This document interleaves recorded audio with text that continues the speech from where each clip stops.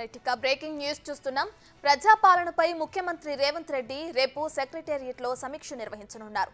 December 28 నుండి జనవరి 6 వరకు కొనసాగిన ప్రజాపాలనలో భారీగా దరఖాస్తులు వచ్చాయి. దరఖాస్తుల పరిష్కారంతో పాటు సంక్షేమ పథకాల లబ్ధిదారుల ఎంపికపై సమావేశంలో చర్చించే అవకాశాలున్నాయి. అలాగే ప్రజాపాలనపై ప్రత్యేకంగా రూపొందించిన వెబ్సైట్ను ముఖ్యమంత్రి రేవంత్ ఆవిష్కరిస్తారు. మంత్రివర్గ సహచరులతో పాటు అధికారులు సమావేశంలో పాల్గొంటారని సీఎంఓ విడుదల చేసిన ప్రకటనలో తెలిపారు.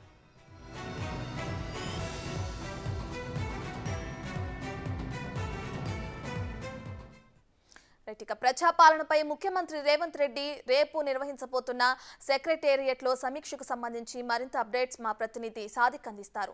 సాదిక్, చెప్పండి.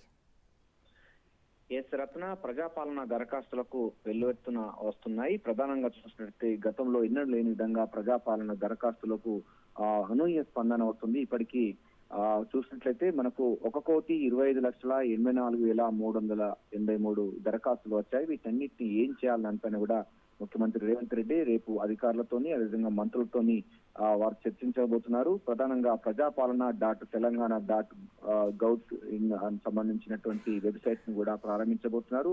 5 గ్యారంటీస్ సంబంధించినటువంటి దరఖాస్తులు 1,05,91,636 దరఖాస్తులు వచ్చాయి. ఇతర సంబంధించినట్టు దరఖాస్తులు అంటే ఇటు భూమి సమస్యలు కానీ లేకపోతే రేషన్ కార్డు సంబంధించింది 6 గ్యారంటీ స్కీమ్స్ కాకుండా ఇతర సంబంధించినట్టు అర్జీలు కూడా భారీ స్థాయిలో వచ్చడం జరిగింది. 19,092 వరకు రావడం జరిగింది.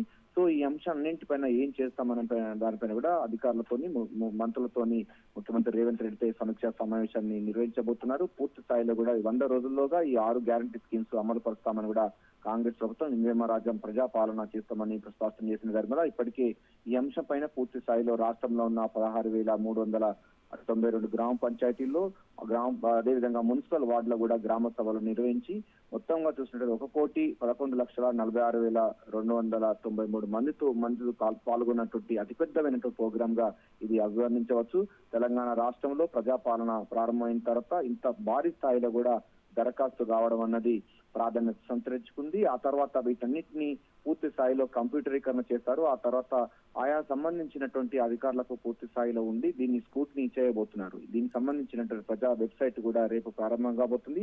హైదరాబాద్ లో అత్యధికంగా ప్రజాపాలన దరఖాస్తులు వచ్చాయి. 13,07,000 దరఖాస్తులు రాగా ములుగు జిల్లాలో 1,10,000 దరఖాస్తులు రావడం జరిగింది. సో అనూహ్యంగా ప్రజల దగ్గర నుంచి విజ్ఞాపన పత్రాలు ఇంకా వస్తూనే ఉన్నాయి. దీన్ని నిరంతర ప్రాసెస్ అని కూడా ప్రభుత్వం చెబుతా ఉంది. సో దీని అన్నిటి వచ్చిన దరఖాస్తులను పరిశీలన తదుపరి చర్యలు ఏం తీసుకుంటే బాగుంటుంది, అదేవిధంగా ప్రజా పరిపాలన సంబంధించినటువంటి అంశాలను ఇంకా ఏ విధమైన క్రోడీకరించుకోవాలి. ఇప్పటి వరకు అంటే డిసెంబర్ 28 తారీఖు నుంచి జనవరి 6 తారీఖు వరకు ప్రజాపాలన దరఖాస్తులో వచ్చినటువంటి అభ్యర్థనలు వాటి విధంగా 6 గ్యారంటీ స్కీమ్స్ పైన వచ్చినటువంటి అంశాలు ప్రజలు ఏం కోరుకుంటున్నారు పైన కూడా మంత్రులతో సమీక్ష సమావేశం నిర్వహించి తదుపరి కార్యక్రమం చేపట్టబోతున్నారు.